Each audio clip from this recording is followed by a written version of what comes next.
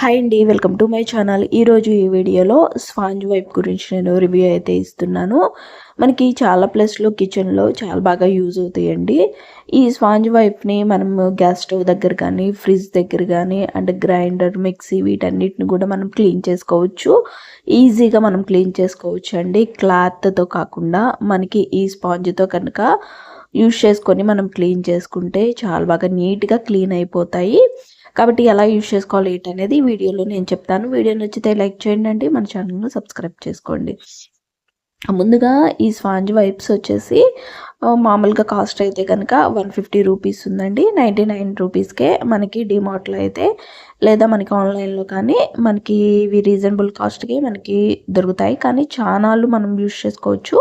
చాలా రోజులు కూడా మనం దీన్ని యూజ్ చేసుకోవడానికి మన క్లాతింగ్ అయితే చాలా మురిగ్గా అయిపోతూ ఉంటుంది. మనం మళ్ళీ వెంటనే దాన్ని వాష్ చేయాలన్నా కానీ మనకి టైం పడుతుంది అది వెట్ అవటానికి, ఆరిపోవటానికి. కానీ ఈ వైప్స్ మాత్రం చక్కగా మనం అప్పటికప్పుడు వాష్ చేసుకుంటే కనుక ఒక 10 ఆర్ 15 మినిట్స్లోనే మనకి ఈజీగా డ్రై అయిపోతుంది. మళ్ళీ మనం యూజ్ చేసుకోవచ్చు, మళ్ళీ క్లీన్ చేసుకోవడానికి యూజ్ చేసుకోవచ్చు. అయితే మనకి ఈ వైప్స్ వచ్చేసి మనకి 4 ఇస్తారండి.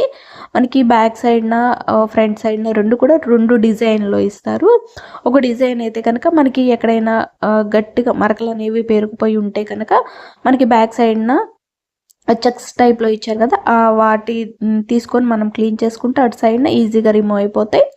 నార్మల్గా ఇటు సైడ్న ఫ్లవర్ లాగా డిజైన్ ఇచ్చిన దగ్గర అయితే గ్యాస్ పై క్లీన్ చేసుకోవడానికి, కౌంటర్ టాప్ క్లీన్ చేసుకోవడానికి గ్యాస్ పై దగ్గర వీటానికి చాలా బాగా యూజ్ అవుతాయి. అయితే 4 కలర్స్ ఇచ్చారు. పింక్ 2 కలర్స్ ఉన్నాయి, బ్లూ ఉంది, ఎల్లో ఉందండి. అయితే ఇది చాలా రోజులు అయితే మనకి యూస్ఫుల్ అవుతుంది. మనం క్లాత్ యూజ్ చేసుకుంటే మళ్ళీ వెంటనే మురికైపోతుంది, మనకి టైం పడుతుంది. కానీ ఇవి చాలా మంత్స్ వరకుగా మనం యూజ్ చేసుకోవచ్చు ఓన్లీ 99 రూపీస్కే. అయితే నేను గ్యాస్ స్టవ్ మీద వాటర్ పడ్డాయి కదా, ఈ వాటర్ మొత్తాన్ని కూడా నేను క్లీన్ చేసి మీకు చూపిస్తాను. వెంటనే క్లీన్ అయిపోతుంది. అండ్ మనకి గ్యాస్ పై కూడా మనకి వెంటనే ఆ వాటర్ అనేది ఏం లేకుండా వెంటనే కూడా మనకి వెట్ అయిపోతుంది. తర్వాత కౌంటర్ టాప్ కూడా ఏమైనా మరకలు పడినా, పాలు కానీ, ఆయిల్ కానీ, ఏదైనా మరకలైనా అక్కడ పడినా కానీ మనం ఈజీగా క్లీన్ చేసుకోవచ్చు. తర్వాత ఫ్రిడ్జ్ కూడా మనం ఈ విధంగా క్లీన్ చేసుకోవచ్చు అండి. ఫ్రిడ్జ్ మీద ఏదైనా మరకలు పడినప్పుడు స్ప్రే చేసుకొని లేదా కొంచెం వాటర్ టచ్ అయ్యే విధంగా తీసుకొని స్పాంజ్కి మనం క్లీన్ చేసుకోవచ్చు.